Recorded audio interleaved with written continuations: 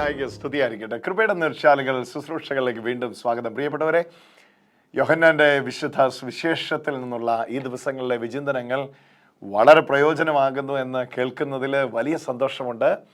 Shalom ടെലിവിഷനിലൂടെ, Shalom T വിയുടെ YouTube ചാനലുകളിലൂടെ, grace community global യൂട്യൂബിലൂടെ ഒക്കെ ഈ ശുശ്രൂഷകൾ വീണ്ടും വീണ്ടും കാണാനും കേൾക്കാനും അങ്ങനെ ഒരുപാട് പേർക്ക് അവസരമാകുന്നു എന്നറിയുന്നതിലും സന്തോഷിക്കുന്നുണ്ട്. ഇപ്പം നമ്മൾ കേൾക്കാൻ പോകുന്ന ഈ വചനം നമ്മൾ നന്നായിട്ട് ശ്രദ്ധിക്കേണ്ട ഒരു വചനമായിട്ട് എനിക്ക് തോന്നിയിട്ടുണ്ട്.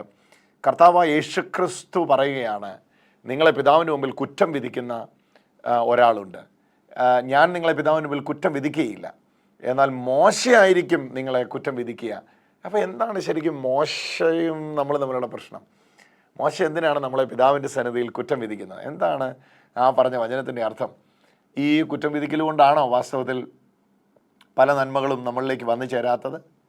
അങ്ങനെയാണെങ്കിൽ ആ കുറ്റം വിധിക്കലിൽ നിന്ന് സ്വതന്ത്രമായാൽ, അക്യുസേഷൻ കുറ്റപ്പെടുത്തലുകളിൽ നിന്ന് നമ്മൾ സ്വതന്ത്രരായാൽ ഏതെല്ലാം മേഖലകളിൽ നമുക്ക് സ്വാതന്ത്ര്യം പ്രാപിക്കാൻ കഴിയും? അതാ ഇപ്പോൾ കേൾക്കാൻ പോകുന്നത്. ഇതാണ് ആ വചനം.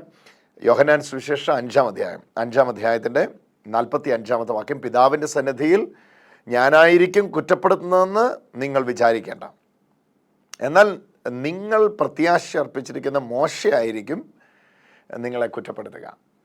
യോഹന്നാൻ സുവിശേഷം 5-ാം അധ്യായത്തിന് 45-ാമത്തെ വചനം. പിതാവിൻ്റെ സന്നിധിയിൽ ഞാനായിരിക്കും നിങ്ങളെ കുറ്റപ്പെടുത്തുന്നതെന്ന് നിങ്ങൾ വിചാരിക്കേണ്ട.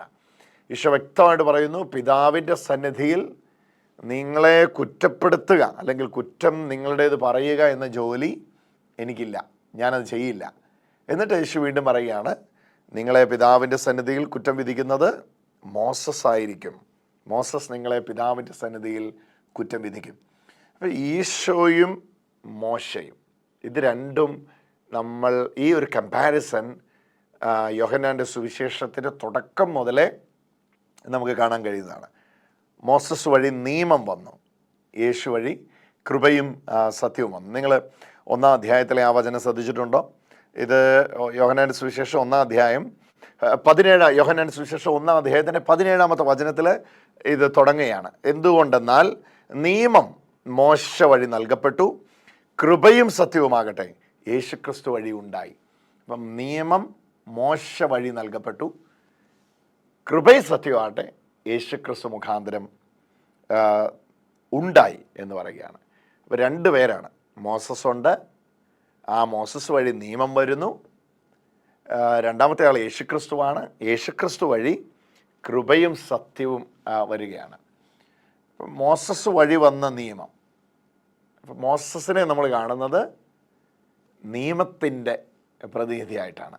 നമുക്കറിയാം, സീനായ് മലയിലേക്ക് മോസസിനെ വിളിക്കുകയാണ്, അവിടെ വെച്ച് നൽകപ്പെടുകയാണ് നിയമം. 10 കൽപ്പനകൾ നമ്മളതിനെ വിളിക്കുന്നത്. അപ്പം ഈ 10 കൽപ്പനകളാകുന്ന അനേകം ഉപകൽപ്പനകളടങ്ങുന്ന 10 കൽപ്പനകളാകുന്ന നിയമം നൽകപ്പെടുകയാണ്. നീ ഒരു നിയമം തന്നാൽ ഞങ്ങൾ ആ നിയമം അനുസരിച്ച് നടന്നോളാം എന്ന മനുഷ്യൻ്റെ ദൈവത്തോടുള്ള പറച്ചിലിൻ്റെ ബാക്കിയായിട്ടാണ് നിയമം വരുന്നത്. അപ്പോൾ ആ നൽകപ്പെട്ട നിയമം ആണ് മോസസിൻ്റേത്. അപ്പോൾ ഒന്നാമത് മോശ നിൽക്കുകയാണ്.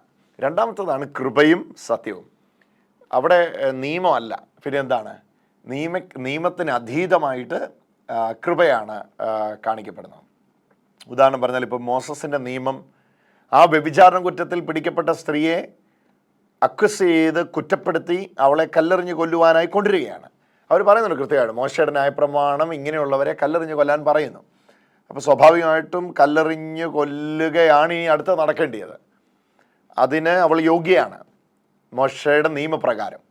പക്ഷെ അവിടെ കൃപ, യേശുവിൻ്റെ കൃപ കയറി വരികയാണ്. കർത്താവിൻ്റെ കൃപ വന്നിട്ട് ആ കല്ലുകൊണ്ട് കല്ലേറേറ്റ് മരിക്കണം എന്നുള്ള ആ കഠിന ശിക്ഷയിൽ നിന്ന് അവളിത് ആ കൃപയിലേക്ക് അവളെ കൊണ്ടുവരികയാണ്. ആ കൃപയിൽ അവൾക്ക് രക്ഷ കിട്ടുന്നു.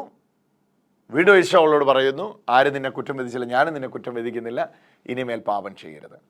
അപ്പം മോസസിൻ്റെ നിയമം ആ വ്യഭിചാരിയായ സ്ത്രീയെ കുറ്റപ്പെടുത്തി കുറ്റക്കാരിയാക്കി അവളെ കല്ലെറിഞ്ഞു കൊല്ലാൻ വന്ന ഇടത്തുനിന്നാണ് അവളെ കർത്താവ് സേവ് ചെയ്യുന്നത്. ഇതാണ് 5-ാം അധ്യായത്തിൽ ഈശോ വ്യക്തമായിട്ട് പറയുന്നത്. നിങ്ങളെ കുറ്റപ്പെടുത്തുന്നത് ഞാനായിരിക്കത്തില്ല, ഞാൻ നിങ്ങളെ കുറ്റം വിധിക്കത്തില്ല. ഞാനല്ല വ്യഭിചാരിയായ സ്ത്രീയെ ഞാൻ അവളെ രക്ഷിക്കുകയായത്. എന്നാൽ അവളെ കുറ്റം വിധിച്ചത് നിങ്ങൾ പ്രത്യാശ അർപ്പിച്ചിരിക്കുന്ന മോസസാണ്. അപ്പം നിയമത്തിൻ്റെ കീഴിൽ ഇന്ന് ജീവിക്കാൻ ഓരോ വ്യക്തികളും ആഗ്രഹിക്കുമ്പോൾ, ഇന്ന് ഞാൻ ആഗ്രഹിക്കുകയാണ്, ഞാൻ നിയമത്തിൻ്റെ കീഴിൽ ജീവിച്ച് രക്ഷപ്പെട്ടോളാം, എനിക്ക് യേശുക്രിസ്തുവിൻ്റെ ആവശ്യമില്ല, കർത്താവായ യേശുക്രിസ്തു ഇല്ലാതെ, കർത്താവായ യേശുക്രിസ്തുവിൻ്റെ കൃപ കൂടാതെ എനിക്ക് രക്ഷപ്പെടാമെന്നൊരാൾ ചിന്തിക്കുമ്പോൾ തന്നെ ആ വ്യക്തി മോശയുടെ കീഴിലേക്ക് പോവുകയാണ്. യേശുവിനെ ഉപേക്ഷിച്ചിട്ട് മോശയുടെ കീഴിലേക്ക് പോവുകയാണ്. മോശയുടെ കീഴിലേക്ക് പോകുമ്പോൾ സ്വാഭാവികമായിട്ടും മോസസ് അവരെ കുറ്റം വിധിക്കുകയാണ്. അപ്പോൾ ഈ കുറ്റം വിധിക്കൽ ഇപ്പോൾ ആ സ്ത്രീ നാരോ എസ്കേപ്പ് ആയിരുന്നല്ലേ. മോസസിൻ്റെ നിയമം അവളെ കുറ്റം വിധിച്ചു, കല്ലെറിഞ്ഞ് കൊല്ലാൻ പറഞ്ഞു, അടുത്ത നിമിഷം അവൾ കൊല്ലപ്പെട്ടേനെ. പക്ഷെ അവിടെ നാരോ എസ്കേപ്പിൽ അവളെ എന്ത് ചെയ്യുകയാണ്, ലാസ്റ്റ് സെക്കൻഡിൽ കർത്താവ് സേവ് ചെയ്യുകയാണ്, കർത്താവ് അവളെ രക്ഷിച്ചെടുക്കുകയാണ്. ശരിക്കും ഇത് തന്നെയാണ് നമ്മൾ ഇവിടെ കാണേണ്ടത്.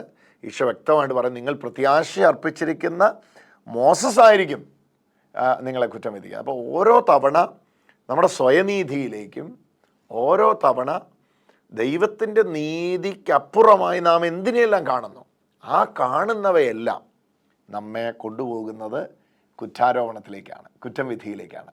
പ്രിയപ്പെട്ടവരെ, പല നന്മകളും ദൈവത്തിങ്കിൽ നിന്ന് വരാഞ്ഞിട്ടല്ല, ദൈവത്തിൻ്റെ മുമ്പിൽ നിങ്ങളെ കുറ്റപ്പെടുത്തുന്ന ഒന്നുണ്ട് എന്ന് ഈശോ വ്യക്തമായിട്ട് പറയും. ഇത് കർത്താവിൻ്റെ വാക്കുകളാണ്, അതുകൊണ്ടാണ് ഇത് വളരെ പ്രാധാന്യത്തോടെ നമ്മൾ നോക്കിക്കാണേണ്ടത്. ഇത് മനുഷ്യരാരും പറഞ്ഞ വാക്കുകളാണ്, ഇത് കർത്താവിൻ്റെ വാക്കുകളാണ്. കർത്താവ് വ്യക്തമായിട്ട് സംസാരിക്കുകയാണ്. ഞാൻ നിങ്ങളെ പിതാവിൻ്റെ മുമ്പിൽ കുറ്റം വിധിക്കുന്നത് നിങ്ങൾ ചിന്തിക്കണം, ഞാനത് ചെയ്യത്തില്ല, എൻ്റെ ജോലി അതല്ല. നിങ്ങളെ പിതാവിൻ്റെ മുമ്പിൽ കുറ്റം വിധിക്കുന്നത് മോസസ് ആയിരിക്കും, മോസസ് നിങ്ങളെ കുറ്റം വിധിക്കും. അപ്പോൾ എന്താണ് ഇവിടെ നമ്മൾ മനസ്സിലാക്കേണ്ടത്? രണ്ടെണ്ണവും ഇവിടെ ഉണ്ട്. ഒന്ന് യോഹന്നാൻ 1:17 പറയുകയാണ്, എന്തുകൊണ്ടെന്നാൽ നിയമം മോശ വഴി നൽകപ്പെട്ടു. മോശ വഴി നൽകപ്പെട്ട നിയമം ഒരു ഭാഗത്തുണ്ട്, അടുത്ത് പറയാം കൃപയും സത്യവുമായിട്ട് യേശുക്രിസ്തു വഴി ഉണ്ടായി, അതൊരു ഭാഗത്തുണ്ട്. മോശ വഴി നൽകപ്പെട്ട നിയമവും യേശു വഴി നൽകപ്പെട്ട കൃപയും സത്യവും മറ്റൊരു ഭാഗത്തുമുണ്ട്. അപ്പോൾ ഇതിൻ്റെ നടുവിലാണ് കൃത്യമായ ഒരു അണ്ടർസ്റ്റാൻഡിങ്ങിലേക്ക് നമ്മൾ നീങ്ങേണ്ടത്. അവിടെ നിന്നാൽ കുറ്റം വിധിക്കും, ഇവിടെ വന്നാൽ രക്ഷ പ്രാപിക്കാം. അപ്പോൾ നമുക്ക് തന്നെ അറിയാം എത്ര പേരെയാണ് മോസസ് കുറ്റം വിധിച്ച് തള്ളിയിടത്തുന്ന കർത്താവ് വന്ന് രക്ഷിച്ചെടുക്കുന്നത്. അപ്പോൾ ഇതാണ് ശരിക്കും കൃപ ചെയ്യുന്നത്. ഇന്നും പല നന്മകളുടെ ഉറവിടങ്ങളും നമ്മിലേക്ക് വന്നു ചേരാത്തത് ഈ കുറ്റപ്പെടുത്തൽ കൊണ്ടായിരിക്കാം. ഈ കുറ്റപ്പെടുത്തൽ അപ്പോൾ എന്താണ് ആത്യന്തികമായിട്ട് ചെയ്യേണ്ടത്? നമ്മളെല്ലാവരും ഈശോയിലേക്ക് വരണം. നിയമത്തിൻ്റെ കീഴിൽ നീതീകരിക്കപ്പെടാനായിട്ടുള്ള സ്വയനീതിയുടെ ആ പുറംകുപ്പായെ നമുക്ക് പൊളിച്ചു കളയണം. എന്നിട്ട് കർത്താവെ, അങ്ങയുടെ കൃപയില്ലാതെ, അങ്ങയുടെ കരുണയില്ലാതെ ഞാൻ എൻ്റെ പ്രാർത്ഥന കൊണ്ടല്ല പ്രാർത്ഥിക്കുന്നെങ്കിൽ അത് ദൈവത്തിൻ്റെ കൃപയാണല്ലേ. ദൈവമേ, അങ്ങയുടെ ദയയല്ലാതെ, അങ്ങയുടെ കൃപയല്ലാതെ എനിക്ക് എന്നെ വേറെ ഒന്നും എന്നെ രക്ഷിക്കുകയില്ല എന്ന് പറഞ്ഞ് മുഴുവനായിട്ട് ആ കൃപയ്ക്ക് വീഴ്ത്തപ്പെടുകയാണ്. അതൊരു മനോഭാവം തന്നെ ആവുകയാണ്. ഇത് പ്രാർത്ഥനയിൽ അതുണ്ട്. അതാണ് ആ ചുങ്കക്കാരൻ്റെയും ഫരിസയൻ്റെയും പ്രാർത്ഥന തമ്മിലുള്ള വ്യത്യാസം. ഒരാൾ ദൈവ കരുണയ്ക്ക് വേണ്ടി അപേക്ഷിക്കുകയാണ് അല്ലേ. ചുങ്കക്കാരൻ സ്വർഗത്തിലേക്ക് നോക്കിയിട്ട് പറയുകയാണ്, ഞാൻ കൊള്ളരുതാത്തവനാണ്. ഫരിസയൻ അല്ലെങ്കിൽ പ്രാർത്ഥനയ്ക്ക് വന്നിരിക്കുന്നത് മറ്റവൻ പറയുകയാണ്, ഞാനിങ്ങനെയൊന്നും അല്ല, ഞാൻ ഇവനെ പോലെയൊന്നും അല്ല.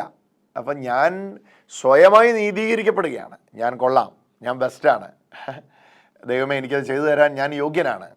അപ്പം മറ്റവൻ പറയുകയാണ്, ഇല്ലില്ല, ഞാൻ അയോഗ്യനാണ്, എനിക്ക് കൃപയില്ലാതെ, കൃപയെ സ്വീകരിക്കാതെ പറ്റുകയില്ല, ആ കൃപയ്ക്കകത്തേക്ക് തന്നെ ഞാൻ വിടുകയാണ്. അപ്പോൾ ഇവിടെയാണ് ആ പ്രാർത്ഥനയുടെ മനോഭാവം തന്നെ. അപ്പോൾ മോശയുടെ കൂടെ നിന്നും പ്രാർത്ഥിക്കാം, ഈശോയുടെ കൂടെ നിന്നും പ്രാർത്ഥിക്കാം. എങ്ങനെയാണ് മോശയുടെ കൂടെ നിന്ന് പ്രാർത്ഥിക്കുന്നത്? നമ്മുടെ സ്വയത്തിൽ നിന്നുകൊണ്ട് ഇത് സ്വീകരിക്കുന്നു, അത് ചെയ്തിട്ടുണ്ട്, ഇതൊക്കെ ചെയ്തിട്ടുണ്ട്, ഇത്ര പ്രാവശ്യം ചെയ്തിട്ടുണ്ട്, ഇന്നടത്തൊക്കെ പോയിട്ടുണ്ട്, ഇത്ര പ്രാവശ്യം ശരീരത്തിൽ അങ്ങനെയൊക്കെ ചെയ്തിട്ടുണ്ട്, ഇങ്ങനെയൊക്കെ ചെയ്തിട്ടുണ്ട്.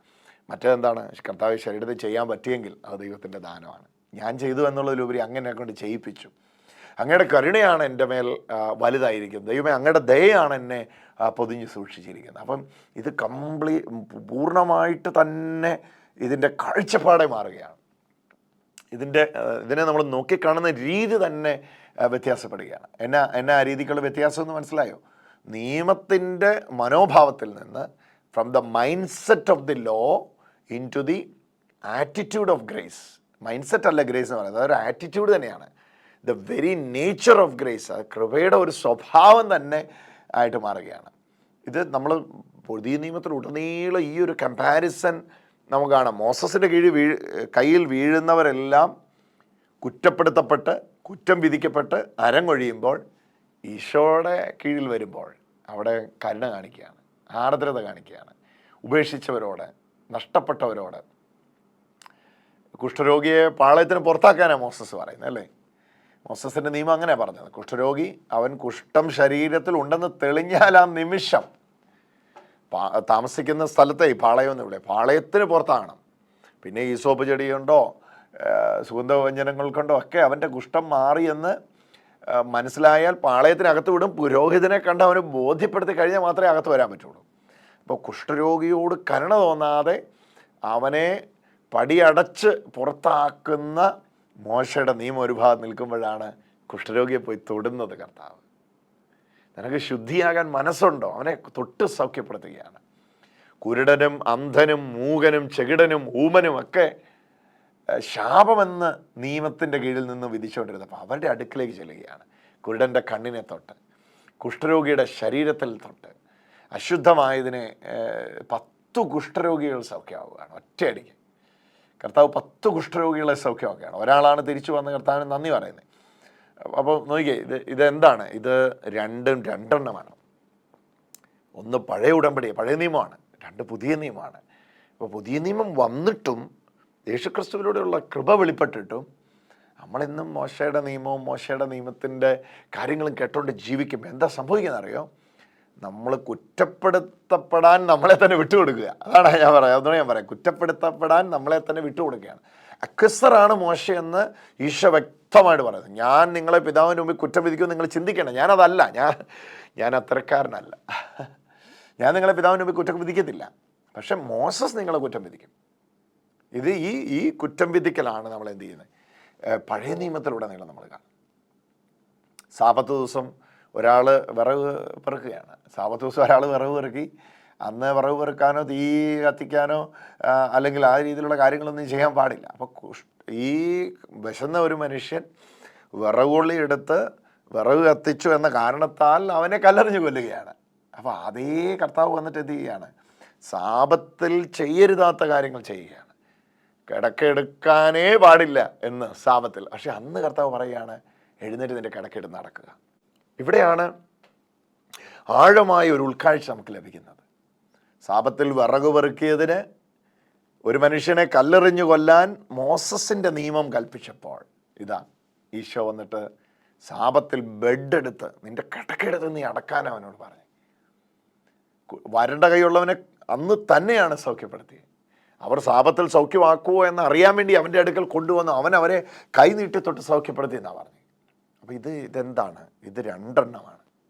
ഇതിനെ പഴയ തുരുത്തിക്കകത്ത് പുതിയ വീഞ്ഞ് വരാൻ പറ്റില്ല. കോടിത്തുണിക്കണ്ടം പഴയതിനോട് ചേർത്ത് തുന്നിക്കെട്ടാൻ പറ്റില്ല എന്ന് ഈശോ പറഞ്ഞില്ല. അത് ഇതാണ് പറയുന്നത്. മോസസിൻ്റെ നിയമവും യേശുവിൻ്റെ കൃപയും ഒന്നല്ല. അവിടെ കുറ്റപ്പെടുത്തലാണ്, അവിടെ വിധിയാണ്,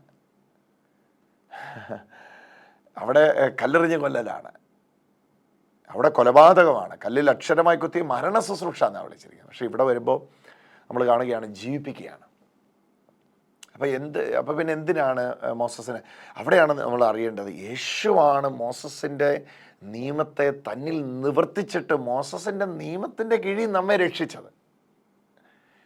ഈശോ വന്ന് 2 തരത്തിലുള്ള രക്ഷയാണ് സാധ്യമാക്കിയിരിക്കുന്നത്. ഒരു രക്ഷയ്ക്ക് 2 മുഖമാണുള്ളത്. ഒന്ന് നിയമത്തിൻ്റെ കീഴിലുള്ളവരുടെ രക്ഷ, 2 പാപത്തിൻ്റെ കീഴിലുള്ള രക്ഷ. നിയമത്തിൻ്റെ കീഴിലുള്ളതെന്ന് പറഞ്ഞാൽ മോസസിൻ്റെ കീഴിലുള്ളവരാണ്, യഹൂദരായിട്ടുള്ളവരാണ് പ്രധാനമായിട്ട് ഓർക്കുന്നത്. പഴയ നിയമം നമ്മൾ വായിച്ച് നമ്മളും ആ നിയമത്തിൻ്റെ കീഴിൽ പോവുകയാണ്. അപ്പോൾ അത് അവരെയാണ് മെയിനായിട്ട് ഉദ്ദേശിക്കുന്നത്. അപ്പം ഈശോയുടെ രക്ഷാകര പദ്ധതി, രക്ഷണീയ പദ്ധതി അപ്പോൾ 2 തരത്തിലാണ് അത്. ഒന്ന് നിയമത്തിൻ്റെ കീഴിലുള്ള രക്ഷ, 2 പാപത്തിൻ്റെ കീഴിലുള്ള രക്ഷ. നിയമത്തിൽ നിന്നുള്ള രക്ഷ, പാപത്തിൽ നിന്നുള്ള രക്ഷ. കാലസമ്പൂർണ്ണം ഗലാത്യർ 4:4 നമ്മൾ വായിക്കുന്നില്ലേ? കാലസമ്പൂർണ്ണം വന്നപ്പോൾ അല്ലേ, ഫുൾനെസ് ഓഫ് ദ ടൈം വന്നപ്പോൾ ദൈവം തൻ്റെ പുത്രനെ സ്ത്രീയുടെ സന്തതിയായിട്ട് അയച്ചു, നിയമത്തിൻ്റെ കീഴിൽ അയച്ചു. ഇത് 2 സ്ത്രീയുടെ സന്തതിയായിട്ട് അയച്ചു, നിയമത്തിൻ്റെ കീഴിൽ അയച്ചു. നിയമത്തിൻ്റെ കീഴിൽ അയച്ചു എന്ന് പറയുമ്പോൾ അവിടെ നമ്മൾ എന്താണ്? യഹൂദന് വേണ്ടിയാണ്. മോസസിൻ്റെ നിയമത്തിന് കീഴിലുള്ളവർ. എന്നിട്ട് അവിടെ തൊട്ട് താഴെ നിയമത്തിൻ്റെ കീഴിലുള്ളവരെ രക്ഷിക്കേണ്ടതിന് അവൻ നിയമത്തിന് കീഴിൽ അയച്ചു. ഇത് തന്നെയാണ് റോമാലേഖനം 8-ാം അധ്യായത്തിൻ്റെ 2, 3, 4 വാക്യം. എന്താണോ ജഡത്താലുള്ള ബലഹീന നിമിത്തം നിയമത്തിന് കഴിയാതെ പോയത് അതിനെ സാധിപ്പിക്കാൻ ദൈവം തൻ്റെ പുത്രനെ പാപജഡത്തിൻ്റെ സാദൃശ്യത്തിലും പാപനിമിത്തം അയച്ചു. പാപത്തിന് ജഡത്തിൽ ശിക്ഷ വിധിച്ചു. ജഡത്തെ അല്ല ആത്മാവിനെ അനുസരിച്ച് നടക്കുന്ന നമ്മളിൽ നിയമത്തിൻ്റെ നീതി നിവൃത്തിയാകേണ്ടത് തന്നെ. അപ്പം നിയമം നമ്മൾ നിവൃത്തിയാകുന്നുണ്ട്. എങ്ങനെയാണ് നിയമം നിവൃത്തിയാകുന്നത്? നിയമം അനുസരിച്ച് യേശുവിലുള്ള വിശ്വാസത്താൽ. യേശുവിൻ്റെ കൃപ കിട്ടിയിട്ട് നമ്മൾ എന്ത് ചെയ്യുക? നിയമം അനുസരിക്കുകയാണ്. യേശുവിൻ്റെ കൃപ കിട്ടാതെ നിയമം അനുസരിച്ച് നമുക്ക് രക്ഷപ്പെടാൻ പറ്റുമായിരുന്നെങ്കിൽ ഈശോ വരണ്ടായിരുന്നല്ലോ. ഓൾറെഡി ഇവിടെ നിയമം ഉണ്ടായിരുന്നല്ലോ. അപ്പം നിയമം മനുഷ്യനെ രക്ഷിക്കുമായിരുന്നെങ്കിൽ, മോസസിൻ്റെ നിയമത്തിന് മനുഷ്യനെ രക്ഷിക്കാൻ കഴിയുമായിരുന്നെങ്കിൽ ഈശോ വരേണ്ട ഒരാവശ്യമില്ലായിരുന്നു. കാരണം ഓൾറെഡി ഇവിടെ മോസസിൻ്റെ നിയമം നൂറ്റാണ്ടുകളായിട്ടുണ്ടായിരുന്നു. അപ്പം മോസസിൻ്റെ നിയമത്തിൻ്റെ കീഴിലുള്ള മനുഷ്യൻ്റെ നിലവിളി ഉയരുകയാണ്, എന്നെ ആര് രക്ഷിക്കും? അപ്പോൾ അവിടെയാണ് ആര് വരുന്നത്? ആ രംഗത്തിലേക്കാണ് കർത്താവ് രംഗപ്രവേശനം ചെയ്യുന്നത്. അതുകൊണ്ടാണ് ഈശോ നിയമം മുഴുവൻ നിവർത്തിച്ചവർക്കേ നിയമത്തിന് കീഴിൽ നിന്ന് രക്ഷിക്കാൻ പറ്റുള്ളൂ. അവൻ നിയമപ്രകാരം എല്ലാം കൊണ്ടത്, അടി കൊണ്ടത് നിയമപ്രകാരമാണ് എല്ലാം ചെയ്തത്. നിയമപ്രകാരം ജനിച്ചു, നിയമപ്രകാരം ജീവിച്ചു, നിയമപ്രകാരം വളർന്നു, നിയമപ്രകാരം മരിച്ചു, നിയമപ്രകാരം അടക്കപ്പെട്ടു, നിയമപ്രകാരം ഉയർത്തെഴുന്നേറ്റു. എല്ലാം അണ്ടർ ദി ലോയാണ്. എന്തിനാ 12-ാമത്തെ വയസ്സിൽ ഈശോയെ പരിശോധന കഴിക്കാൻ കൊണ്ടുപോയി? ദൈവത്തിന് പുത്രൻ്റെ ആവശ്യം ഉണ്ടായിരുന്നു? നിയമം നിവൃത്തിയാകാൻ വേണ്ടിയാണ്. ജോർദാൻ്റെ സ്നാനം ഏൽക്കുമ്പോൾ ഈശോ വ്യക്തമായിട്ട് പറയുന്നു, ഇപ്പോൾ സമ്മതിക്കുക യോഹന്നാനെ, ഇങ്ങനെ സകല നീതി നിവൃത്തിയാകും നമുക്ക് ഉചിതം. ഏതാ നിയമത്തിൻ്റെ നീതി. അപ്പം ഇത് 2 ചാൻസ് നമുക്കുണ്ട്. ഒന്ന് മോശയുടെ കൂടെ ജീവിക്കാം, 2 ഈശോയുടെ കൂടെ ജീവിക്കാം.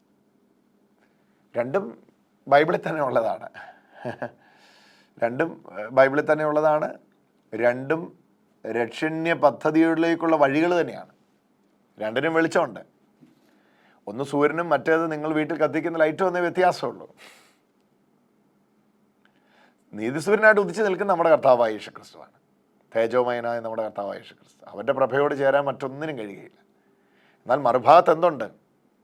തേജസ്സുള്ള ഒരു ലൈറ്റുണ്ട്, അത് മോസസിൻ്റെതാണ്. ഇവിടെ ഒന്നുണ്ടായി കാഴ്ചപ്പാട് നമ്മൾ ക്ലിയറായിട്ട് മനസ്സിലാക്കേണ്ടത് എന്തിനെ. അപ്പോൾ കർത്താവ് പറയുകയാണ്, നിങ്ങളെ കുറ്റം വിധിക്കുന്ന ഒരാളുണ്ട്. പല നന്മകളും ദൈവം തരാഞ്ഞിട്ടല്ല, ദൈവം നന്മയൊന്നും മുടക്കുന്നൊന്നുമില്ല. നന്മയല്ലാതെ ഒന്നും ചെയ്തിടാത്തവൻ, നന്മയല്ലാതൊന്നും ചെയ്തിടാത്തവൻ, തിന്മയാകെ മായിക്കുന്നവൻ, പാപമെല്ലാം ക്ഷമിക്കുന്നവൻ, പുതുജീവനെന്നിൽ പകരുന്നവൻ, യേശു യേശു യേശു ആരിലും വലിയവൻ, യേശു യേശു യേശു ആരിലും മതിയായവൻ, നന്മയല്ലാതെ ഒന്നും ചെയ്തിടാത്തവൻ, തിന്മയാകമായ. സഹോദരങ്ങളെ, നമുക്ക് മോസസിൻ്റെ കീഴിൽ നിന്ന് ഈശോയുടെ കീഴിലേക്ക് വരാം. അവിടെയാണ് റിയൽ ഫ്രീഡം നമുക്ക് അനുഭവിക്കാൻ കഴിയുന്നത്. അവിടെയാണ് കർത്താവ് തരുന്ന യഥാർത്ഥ സ്വാതന്ത്ര്യമുള്ളത്. മോശയുടെ നിയമത്തിലില്ല അത്. ഇത് ഈശോയുടെ കരുണയിലാണുള്ളത്. ആ കരുണയുടെ മുമ്പിൽ നമുക്ക് നെടുമ്പാട് വീഴാം. ആ കരുണയെ നമുക്ക് ആശ്രയിക്കാം. നമ്മളെ കുറ്റപ്പെടുത്തി തടഞ്ഞു വെച്ചിരിക്കുന്ന എല്ലാ നന്മകളും ഒന്ന് തുറന്നു കിട്ടട്ടെന്ന് ഞാൻ പ്രാർത്ഥിക്കുക. സത്യമായിട്ടും നമ്മുടെ ഭാവി ഒരു പക്ഷേ വേറെ ലെവലിലേക്ക് പോകേണ്ടതാണ്, പക്ഷേ തടസ്സപ്പെട്ട് കിടക്കുകയാണ്. ഈ കുറ്റം വിധിക്കലാണ് അതിന് കാരണം. ആ കുറ്റം വിധിക്കലിൻ്റെ കെട്ടുപൊട്ടി വലിയ സ്വാതന്ത്ര്യം നമുക്ക് പ്രാപിക്കാൻ, ഈശോയുടെ കൂടെയുള്ള വലിയ സ്വാതന്ത്ര്യം നമുക്ക് പ്രാപിക്കാനായിട്ട് ഇന്ന് കൃപയുടെ നീർച്ചാലുകളിൽ പരിശുദ്ധാത്മ അവസരം തരികയാണ്. ഞാൻ പ്രാർത്ഥിക്കുക, വചനം കേൾക്കുമ്പോൾ തന്നെ അക്വിസറായ മോശ ഒഴിഞ്ഞു പോട്ടെ, മീഡിയേറ്ററായ ജീസസ് കയറി വരട്ടെ. കുറ്റം വിധിക്കുന്ന മോസസ് മാറിപ്പോട്ടെ. മോശ എപ്പോഴും നിങ്ങളെ നിയമത്തിൻ്റെ കണ്ണിലൂടെയാണ് കാണുന്നത്, ഈശോ എപ്പോഴും കാരുണ്യത്തിൻ്റെ കണ്ണിലൂടെയാണ് കാണുന്നത്. മോസസിൻ്റെ കുഴപ്പമില്ല, നിയമത്തിൻ്റെ കുഴപ്പമില്ല.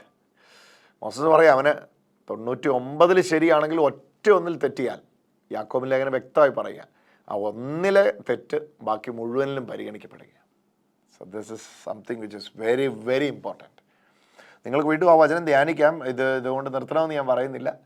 Accuser, I will never accuse you before the father. ഞാൻ നിങ്ങളെ പിതാവിന് മുമ്പ് കുറ്റം വിധിക്കത്തില്ല.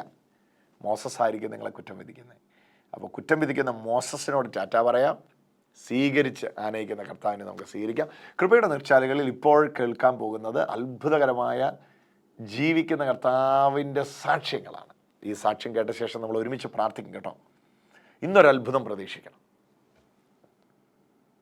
പിതാവിനും പുത്രനും പരിശുദ്ധാത്മാവിനും സ്തുതി, ആദിയിലെ പോലെ ഇപ്പോഴും എപ്പോഴും എന്നേക്കും അവൻ. സർവശക്തനായ ദൈവമേ, അവിടുത്തെ പ്രിയപുത്രനായ യേശുവിൻ്റെ നാമത്തിൽ ഒരുപാട് നന്മകൾ ഈ മക്കൾ അനുഭവിക്കേണ്ടതാണല്ലോ. എന്നാൽ കുറ്റം വിധിക്കുന്ന മോശസ് കർത്താവ് സ്വീകരിക്കാനിരിക്കുമ്പോൾ ഞങ്ങളുടെ തെറ്റുകൾ കുറ്റങ്ങൾ കണ്ടുപിടിച്ച് ഞങ്ങളെ വിധിക്കുന്ന ആ മോസസിൻ്റെ അടിമത്തത്തിൽ നിന്ന് ഞങ്ങളെ രക്ഷിക്കണമേ കർത്താവ്. ഇന്ന് ഈ വചനം കേൾക്കുന്ന ഓരോ മക്കളുടെ മേലും ധാരാളം കൃപ വ്യാപരിക്കട്ടെ എന്ന് പ്രാർത്ഥിക്കുന്നു. അഭിഷേകം വ്യാപരിക്കട്ടെ എന്ന് പ്രാർത്ഥിക്കുന്നു. അഭിഷേകത്തിൻ്റെ ശക്തി വ്യാപരിക്കട്ടെ എന്ന് പ്രാർത്ഥിക്കുന്നു. ഇതാ പരിശുദ്ധാത്മാവ് ഇറങ്ങി വരുന്ന നിമിഷമായിട്ട് ഈ നിമിഷങ്ങൾ മാറ്റപ്പെടട്ടെ. അമ്മേ മാതാവേ, അമ്മ ഇത് വ്യക്തമായിട്ട് അറിഞ്ഞല്ലോ. കാരണം അതുകൊണ്ടാണല്ലോ പരിശുദ്ധ അമ്മ പെന്തക്കോസ്ത നാളിൽ ശക്തി സ്വീകരിച്ച് പാപത്ത് ജയിക്കുവാൻ ശിഷ്യന്മാരെ ഒരുക്കിയത്. പരിശുദ്ധാത്മാവോട് ചേർത്ത് ഈ കൃപകൾ അനുഭവിക്കാനായിട്ട് എല്ലാവർക്കും വരദാനങ്ങളെ അയക്കണമേ പരിശുദ്ധാത്മാവേ. അതിവിശേഷമായ തരത്തിൽ ഞങ്ങളോട് സംസാരിക്കണമേ. കർത്താവിൻ്റെ വചനം ഈ സമയത്ത് സൗഖ്യമായി വ്യാപിക്കട്ടെ. ഓരോ മക്കളുടെ മേലും സൗഖ്യമായി വ്യാപരിക്കട്ടെ. പരിശുദ്ധാത്മാവിൻ്റെ വലിയ കവിഞ്ഞൊഴുക്കുന്ന നിമിഷങ്ങളായിട്ട് ഈ നിമിഷങ്ങൾ മാറ്റപ്പെടട്ടെ. കർത്താവെ, അങ്ങയുടെ കരുണ, അങ്ങയുടെ ദയ പരിധിയില്ലാതെ വ്യാപിച്ചിറങ്ങട്ടെ. അൺലിമിറ്റഡായിട്ട് വ്യാപിച്ചിറങ്ങട്ടെ. അഭിഷേകമായിട്ട് വ്യാപിച്ചിറങ്ങട്ടെ. ശക്തമായിട്ട് വ്യാപിച്ചിറങ്ങട്ടെ. നിലയില്ലാത്ത തരത്തിൽ കരുണ ഇറങ്ങട്ടെ. രോഗികൾ സൗഖ്യമാവട്ടെ. അത്ഭുതകരമായ സ്പർശനത്തെ അയക്കണമേ. നിത്യം വാഴും പിതാവും പുത്രനും പരിശുദ്ധാത്മാവുമായ സർവേശ്വര കാരുണ്യത്തിൻ്റെ കടലായിട്ട് ഇറങ്ങി വരണമേ. മഹാസമുദ്രമായിട്ട് ഇറങ്ങി കുടുംബങ്ങളിലേക്ക് ദയ വ്യാപരിക്കട്ടെ. കൃപ വ്യാപരിക്കട്ടെ. കൃപയുടെ കർത്താവിൻ്റെ കീഴിലേക്ക് അവർ വരട്ടെ. അതിനായിട്ട് നന്ദി പറയുന്നു. ക്രിസ്തു വഴി സമർപ്പിക്കുന്ന പ്രാർത്ഥന കേട്ടരുളയണമേ. ആമേൻ. ശമിശിഹായിക്ക് സ്തുതിയായിരിക്കട്ടെ. അടുത്ത ആഴ്ച നമ്മൾ വീണ്ടും ഇതേ സമയത്ത് ഷാലോം ടി വിയിലൂടെ കാണും വരെ കർത്താവ് കൃപയ്ക്കകത്ത് നമ്മളെ ഒഴുക്കട്ടെ. മോശയോട് ടാറ്റ പറയാം. ഈശോയെ നമുക്ക് സ്വീകരിക്കാം.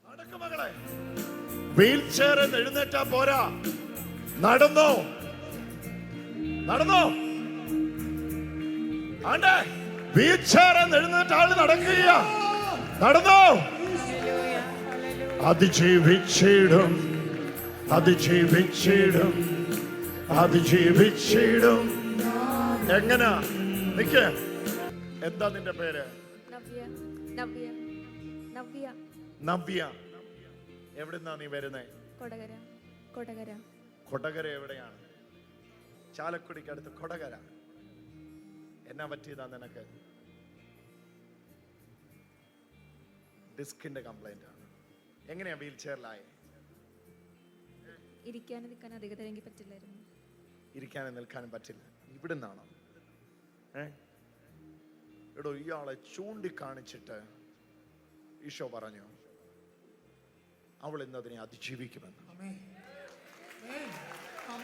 അതുകൊണ്ടാ ഞാൻ നിന്നോട് പറഞ്ഞ വീൽ ചെയറിൽ എഴുന്നേറ്റോളാൻ പറഞ്ഞു. എനിക്ക് ഉറപ്പില്ലെങ്കിൽ ഞാൻ പറയുമായിരുന്നു ചിലപ്പോൾ നടക്കുമായിരിക്കും. അല്ല, എനിക്ക് 100% നിന്റെ കാര്യത്തിൽ ഉറപ്പാണ്. നീ ഇതിനെ അതിജീവിക്കുമെന്ന്. ആരാ കൊണ്ടുവന്നേക്കുന്നേ? കൂടെ ആരാ വന്നേക്കുന്നേ? അമ്മ കൂടെ വന്നതാണോ? അമ്മയാണോ? അമ്മയുടെ മോളാണോ? അതെ. ഇവൾക്ക് എന്നാ പറ്റിയതാ ശരിക്കും? ബസ്സിൽ പോയതാണ്. ബസ്സിൽ പോയപ്പോ ബസ് വീണതാണ്.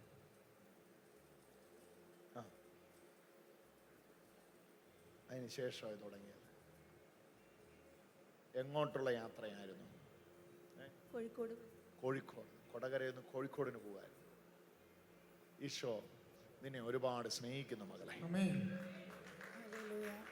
ഞാൻ 2 കാര്യം ഒരു ബോധ്യത്തിന് വേണ്ടി, എൻ്റെ ബോധ്യത്തിന് വേണ്ടി ഞാൻ രണ്ട് കാര്യം നിന്നോട് ചോദിക്കട്ടെ. ഒന്ന്, നിന്നെ അങ്ങോട്ട് ഫോക്കസ് ചെയ്യാൻ പരിശുദ്ധാത്മ ആവശ്യപ്പെട്ടപ്പോൾ ഈശോ എന്നോട് പറഞ്ഞത് ലെഫ്റ്റ് സൈഡിലാണ്, ഇടത്തെ വശത്താണ് സ്പർശനം ഉണ്ടാകുന്നതെന്ന്.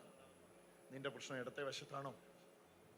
ലെഫ്റ്റ് സൈഡിലാണ് ഒന്നാമത്തേത്. രണ്ടാമത്തേത്, ഈ കാല് ചവിട്ടുന്ന ഉടനെ കാലിങ്ങനെ വിറക്കിയാണ്. ഇങ്ങനെ ഒരു വിറക്കിയല്ല, നല്ല പദം എനിക്ക് പറയാൻ കിട്ടുന്നില്ല, ഷെയ്ക്കാകുകയല്ല, കൈൻഡ് ഓഫ് ഒരു വൈബ്രേഷൻ പോലെ ഇങ്ങനെ ഒരു അവസ്ഥ വരികയാണ്. എന്നിട്ട് ഇടതുകാല് കുത്താൻ പറ്റില്ലായിരുന്നു. ഇടതുകാല് കുത്താൻ പറ്റില്ലായിരുന്നു. ചേച്ചി പാടാമാവും.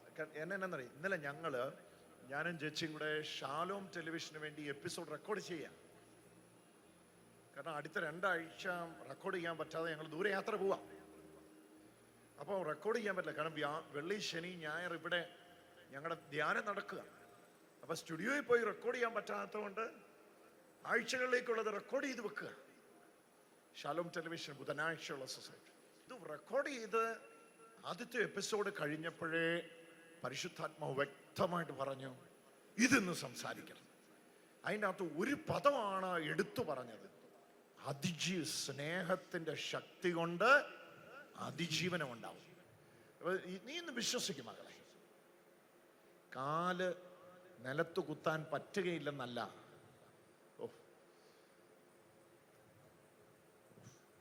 പറയുന്നു മാറിക്കോ. ഇവിടെ മേലൊരു ഭയത്തിന്റെ നിഴലുണ്ട്, അത് വിട്ടുപോവാ. ഒരു ഭയങ്കരമായ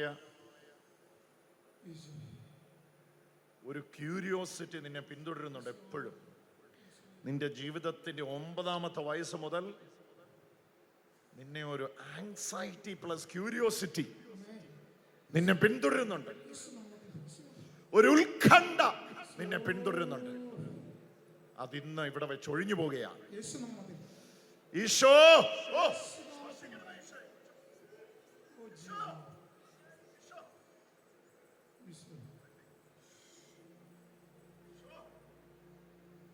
ഒരു വലിയ സ്വാതന്ത്ര്യം.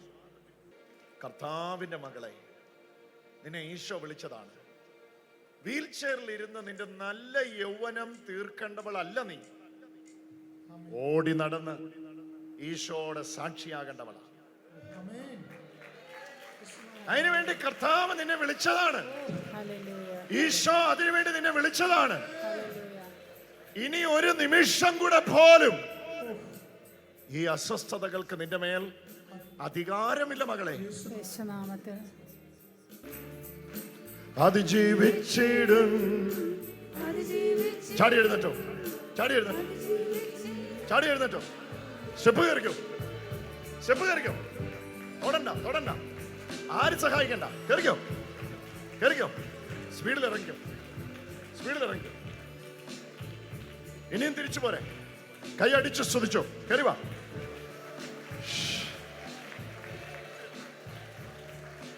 അതിജീവിച്ചിടും. പഠിക്കോ.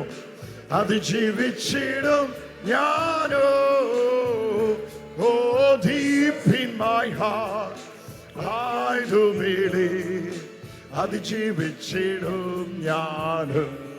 പോയി ബ്ലെസ്സിങ് മേടിച്ചോ. മുട്ടുകുത്തി പോയി ബ്ലെസ്സിങ് മേടിച്ചോ. മുട്ടുകുത്താൻ പോവാ. അതിജീവിച്ചിടും. Yes, there we go.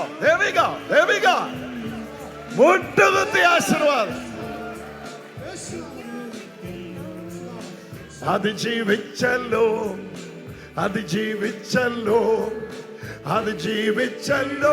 അവൾ. ഓ വിശ്വസിക്കുന്നേ, പ്രഖ്യാപിക്കുന്നേ, അതിജീവിച്ചിടും ഞാനും. വിശ്വസിക്കുന്നേ, പ്രഖ്യാപിക്കുന്നേ. ആ അധ്യായം കഴിഞ്ഞു. ഇടയ്ക്ക് വെച്ച് മുടങ്ങിപ്പോയിട്ട് നിന്നെ കൊണ്ട് പൂർത്തീകരിക്കാൻ കഴിയുകയില്ല എന്ന് നീ മനസ്സിൽ ഉറപ്പിച്ചത് മുഴുവൻ നീ പൂർത്തീകരിക്കാൻ പോവാ. വിശ്വസിക്കുന്നുണ്ടോ? വിശ്വസിക്കുന്നു വിശ്വസിക്കുന്നു. ആ, ഉറപ്പ്. ഉറപ്പാ? ആ സന്തോഷം കണ്ടേ. ഈശോയ്ക്ക് ഒന്ന് ആരാധന കൊടുത്തേ. കൈയടിച്ചെന്ന് കർത്താവിന് നന്ദി പറഞ്ഞേ. ആരാധന യേശുവേ. വിശ്വസിക്കുന്നു, പ്രഖ്യാപിക്കുന്നു,